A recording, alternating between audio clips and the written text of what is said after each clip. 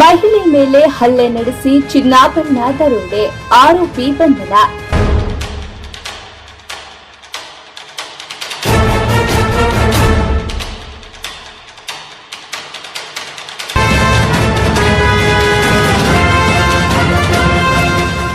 ಪಟ್ಟಣದ ಶನಿ ಮಹಾತ್ಮ ವೃತ್ತದ ಬಳಿ ಮಹಿಳೆಯೊಬ್ಬರ ಮೇಲೆ ಹಲ್ಲೆ ನಡೆಸಿ ಚಿನ್ನಾಭರಣ ದೋಚಿ ಪರಾರಿಯಾಗಿದ್ದ ಪ್ರಕರಣವನ್ನ ಪಾವಗಡ ಪೊಲೀಸರು ಭೇದಿಸಿ ಆರೋಪಿಯನ್ನ ಬಂಧಿಸಿದ್ದಾರೆ.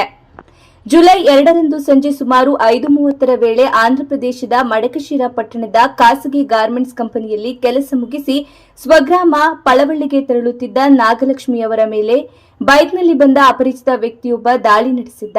ಬಳಿಕ ಅವರ ಕಿವಿಯಲ್ಲಿದ್ದ ಜುಮ್ಕಿ ಹಾಗೂ ಕೊರಳಿನಲ್ಲಿದ್ದ ಮಾಂಗಲ್ಯ ಸರ ಸೇರಿದಂತೆ ಬೆಲೆ ಬಾಳುವ ಚಿನ್ನಾಭರಣಗಳನ್ನು ಕಸಿದುಕೊಂಡು ಪರಾರಿಯಾಗಿದ್ದ. ಹಲ್ಲೆಯಿಂದ ಗಾಯಗೊಂಡ ನಾಗಲಕ್ಷ್ಮಿಯವರನ್ನ ಸ್ಥಳೀಯರು ತಕ್ಷಣ ಸಾರ್ವಜನಿಕ ಆಸ್ಪತ್ರೆಗೆ ದಾಖಲಿಸಲಾಗಿತ್ತು. ನಂತರ ಪ್ರಕರಣ ದಾಖಲಿಸಿಕೊಂಡ ಪೊಲೀಸರು ತ್ವರಿತ ತನಿಖೆ ಕೈಗೊಂಡು ಆಂಧ್ರಪ್ರದೇಶದ ಮಡಕಶಿರ ತಾಲೂಕಿನ ಗೊಲ್ಲಪಲ್ಲಿ ಗ್ರಾಮದ ನಾಗಪ್ಪರವರ ಮಗನಾದ ಮಂಜುನಾಥ್ ರವರು ಗಾರೆ ಕೆಲಸ ಮಾಡುತ್ತಿದ್ದ ವ್ಯಕ್ತಿ ಎಂದು ಅವರನ್ನ ಬಂಧಿಸಿದ್ದಾರೆ. ಘಟನೆ ಮಾಧ್ಯಮಗಳಲ್ಲಿ ವ್ಯಾಪಕವಾಗಿ ಪ್ರಸಾರವಾಗಿದ್ದರಿಂದ ಸಾರ್ವಜನಿಕ ವಲಯದಲ್ಲಿ ತೀವ್ರ ಆಕ್ರೋಶ ವ್ಯಕ್ತವಾಗಿತ್ತು.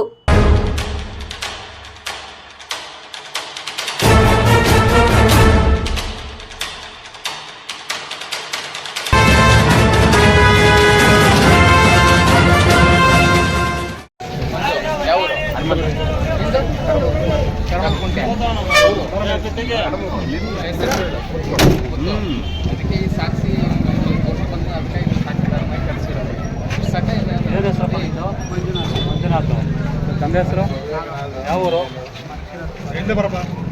ಏನು ಕೆಲಸ ಮಾಡ್ತೀಯ? ಗಾರೆ ಕೆಲಸ ಮಾಡ್ತೀಯಾ? ಯಾವ ಕ್ಯಾಸ್ಟು? ಏನು ಮಾಡಿದೆ ಇವತ್ತು 2ನೇ ತಾರೀಕು? ಸರ್ ಅಲ್ಲಿ ಯಾರು ಹುಡುಗನ ಮಾತಾಡ್ತಾರೆ. ಯಾರನ್ನ ಹೆಸರು ಹೇಳು. ಇಲ್ಲಿ ಸರ್ ನಾನು ಹತ್ತಿಸ್ಕೊಂಡಿದ್ದು. ಹೆಂಗೆ ಬೈಕ್ ಯಾವ್ದು ನಿಮ್ಮದು? Glamour bike. ಗಾಡಿ ನಂಬರ್ ಯಾವ ಕಲರ್? Blue colour. ಇಲ್ಲಿಂದ ನಾನು ಹತ್ತಿಸ್ಕೊಂಡಿದ್ದು.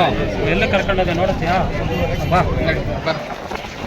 ಪ್ರಕರಣವನ್ನ ಗಂಭೀರವಾಗಿ ಪರಿಗಣಿಸಿದ ಪೊಲೀಸರು ವಿಶೇಷ ತಂಡ ರಚಿಸಿ ವಿವಿಧ ಆಯಾಮಗಳಲ್ಲಿ ತನಿಖೆ ನಡೆಸಿ ಆರೋಪಿಯನ್ನ ವಶಕ್ಕೆ ಪಡೆಯುವಲ್ಲಿ ಯಶಸ್ವಿಯಾಗಿದ್ದಾರೆ. ಬಂಧಿತ ಆರೋಪಿಯನ್ನ ಬುಧವಾರ ಪಟ್ಟಣದ ಬಸ್ ನಿಲ್ದಾಣದ ಸಮೀಪ ಮಹಜರು ನಡೆಸಲಾಯಿತು. ಪ್ರಕರಣದ ತನಿಖೆ ನಡೆಸಿ ಆರೋಪಿಯನ್ನ ಬಂಧಿಸುವಲ್ಲಿ ವೃತ್ತ ನಿರೀಕ್ಷಕರಾದ ಸುರೇಶ್ ಅವರ ಮಾರ್ಗದರ್ಶನದಲ್ಲಿ ಸಬ್ ಇನ್ಸ್ಪೆಕ್ಟರ್ಗಳಾದ ಸುಧೀರ್, ಸುನೀಲ್, ಎಎಸ್ಐ ತಿಮ್ಮರಾಜು, ಪೊಲೀಸ್ ಸಿಬ್ಬಂದಿಗಳಾದ ಗೋಪಿ, ಶಿವಶಂಕರ್, ಸಂಪತ್, ದೀಪಕ್, ಮಾರುತಿ ಮತ್ತು ಮಾಂತೇಶ್ ಅವರ ತಂಡ ಪ್ರಮುಖ ಪಾತ್ರ ವಹಿಸಿದೆ ಎಂದು ಪೊಲೀಸ್ ಮೂಲಗಳು ತಿಳಿಸಿವೆ.